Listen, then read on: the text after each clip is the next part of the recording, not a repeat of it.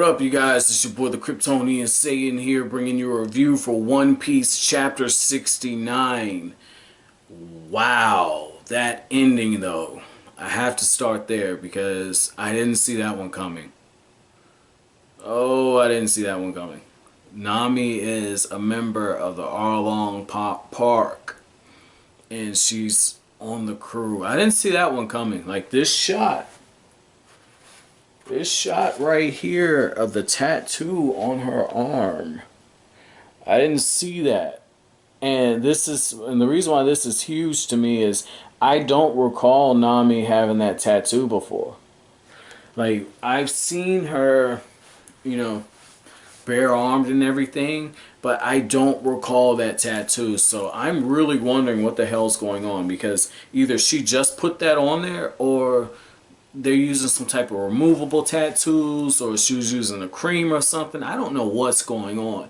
But I do know that with Luffy headed there, and obviously Zoro as well, that she's gonna end up coming back on Luffy's crew. That's obviously a given, and she's got some kind-heartedness in her, because she ends up giving the little kid money, and she says, spend it wisely, buy a ticket home, because she tells the kid, like, look, man, Arlong doesn't have time to bother with a snot-nosed kid. And just right there, that's after she knocks him out, and the kid saying, hey, Arlong, he killed my parents, killed my family, I have to get revenge on him.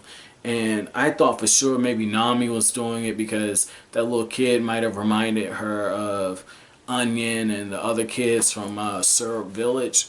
So that's what I was thinking, maybe nostalgia got to her for a little bit, and maybe she was looking at, like, look, this kid's too young, let me at least save him the trouble, but not the case. This was, wow, this was huge, man. Like, this chapter had a lot of information to digest, but it also had the huge plot twist at the end, which was very well deserved, because I thought for sure this chapter was going to be a setup chapter, and that we just learned stuff like Mihawk is, one of the seven pirate leaders on the sea, and I thought that type of stuff would be what this chapter mainly focused on. And it did, but that isn't what resonated. And maybe it's because Nami is my favorite character right now, but wow. So apparently she's been on some type of mission, from the way that Arlong is saying it, because he says, oh, you're back. Long trip. The mansion's unguarded as usual, she says. And then that's when Arlong asked her, how's your harvest? But this is the thing. This is that sad expression. I mean, she's smiling, but that's that same expression she had on when she was saying her goodbyes, even though Luffy and them couldn't hear it. And she says, excellent, but I have a strange emptiness in my heart. And the thing about that is for her to start speaking in poetry like that, even Arlong says, like, oh, you're a poet. And he points out that, betrayal is her knack. That's what she's good for, And as soon as I read that, I'm like, okay, this means that she's still able to be redeemed, but she's speaking in poetry. And I think that symbolizes that Luffy and the others do have a space in her heart, and she hasn't forgotten about them, and she's still torn. So I don't know what her business is here and why she would just throw everything away like she did, but she obviously has her reasons. And one of the things I love about Nami is she's not just your damsel in distress. She actually contributes to the story. So this is going to be very interesting going forward, just to see how Oda writes her character and how he approaches this. Now, I want to backtrack, and I want to talk about what information we are given. But before I do that, I want to point out Luffy, I don't know whether or not to laugh or to call him an idiot, because he's sitting on, looks like the stern of the fin of the ship, and if he makes one wrong move, he could fall over into the water. But right here, this is kind of crazy though.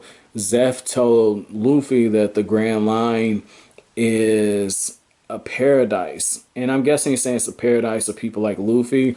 And Luffy, when you look at that grin, he just looks like somebody who is just excited. You know, like kind of like how little kids are, you know, when they do something wrong, they just want to, you have to catch them in the moment to let them know it's something wrong because they move on to the next game.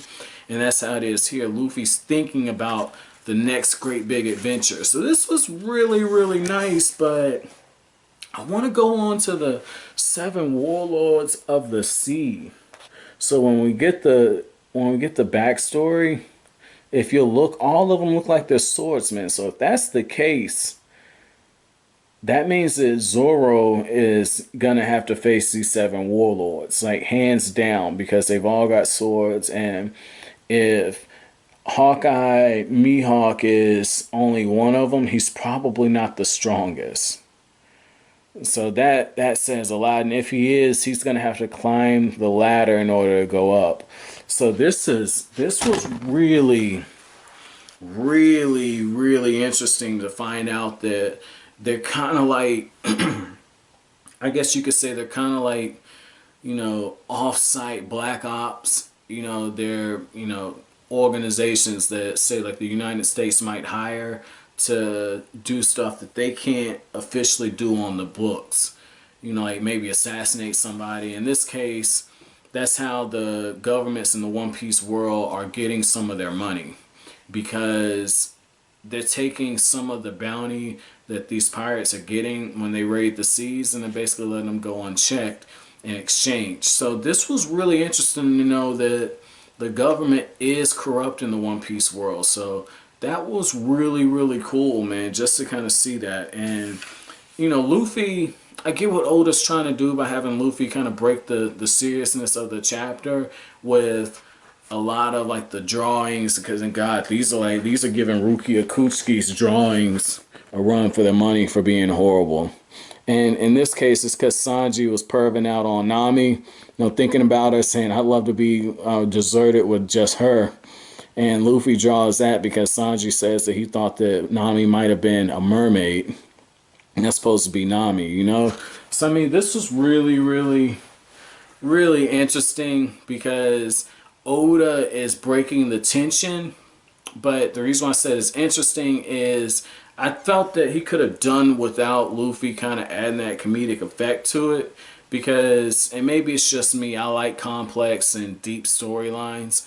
And this feels like it has a lot of room. And I think at this point, because Oda said that he was planning on it being just 100 chapters, I think at this point, this is where Oda realized, like, okay, the serialization for One Piece is going to go a lot longer than what I expected. So my chapter question for you guys is going to be, what did you think when you found out about the 7 Warlords of the Sea? What were your thoughts? And also, what were your thoughts when it was revealed that Nami was an officer of Arlong Park? So those are just my thoughts, guys. If you liked anything I had to say, make sure you comment, rate, subscribe, and share. As always, I'll greatly appreciate it. But that's it. Thanks for watching Kryptonian saying. Have an awesome「